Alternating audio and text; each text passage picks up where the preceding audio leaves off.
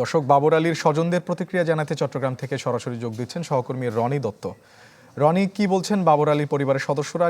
নিশ্চয়ই উচ্ছ্বসিত তারা।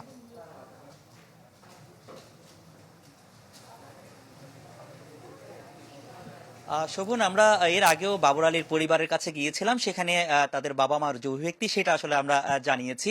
তারা অবশ্যই উচ্ছ্বাসিত এবং তারা কিছুটা দুশ্চিন্তায় আছেন যে যতক্ষণ পর্যন্ত নেমে না আসেন ততক্ষণ পর্যন্ত তারা কিছুটা দুশ্চিন্তায় আছেন। তবে আমি এখন অবস্থান করছি এই অভিযানের সমন্বয় যিনি করেছেন, আসলে এখান থেকে বাবর আলীকে যে পাঠানো বা সব ধরনের যে সমন্বয় যেটি করেছেন, যে বাবর আলীর কলিগ, তাদের যে একটি সংগঠন রয়েছে ভার্টিক্যাল ড্রিমার্স, সেই সংগঠনের যারা এখানে এক্স প্রেসিডেন্ট ফারহান জামান, উনার সাথে একটু কথা বলবো। তিনি এই অভিযানের পুরোটাই আসলে সমন্বয় করেছেন। একটু আসলে জানতে চাইবো, আপনি এই খবরটা কখন পেলেন এবং কেমন লাগছে?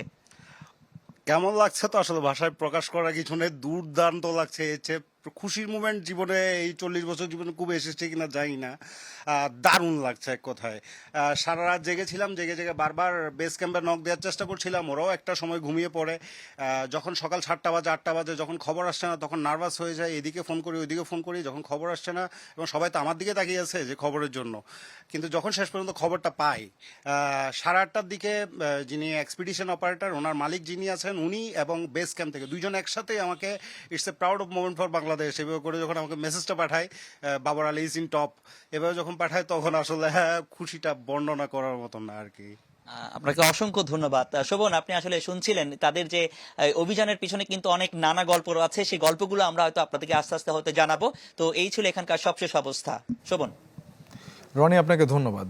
দর্শক, চট্টগ্রাম থেকে আমাদেরকে স্বজনদের প্রতিক্রিয়া জানাচ্ছিলেন আমাদের সহকর্মী রনি দত্ত।